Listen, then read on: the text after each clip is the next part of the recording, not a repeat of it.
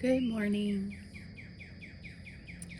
In the last video I did, our feral cat Gray kind of stole the show, and she might do that again today. Who knows? But just to give you a little background, Gray is actually a feral cat that found us about 3 years ago, and we had a property out here where our house is now, and we had poured the slab in the porch, and we brought our patio furniture over before we had the house built, and would sit out here sometimes while the construction was going on. Anyway, Gray found one of the cushions in the lawn chairs here, and she just declared it as her bed. And anytime, of course, she would see us coming, she would run off. But she kept coming back, and sleeping on the chairs. Then a year later, we move in, and Texas has one of its biggest ice and snowstorms ever. It snowed like a foot. It was insane. Well, Gray, right before that weather came through, we have a huge sliding glass door that looks out onto the property that you're looking at now. And she was bobbing her head up and down trying to play with our indoor cat, Phoebe. And we just thought that was, odd and cool all at the same time. So I thought, well, this snow and ice is coming. I'm going to, move her chair over to the steps that's closer to the house where it's a little warmer.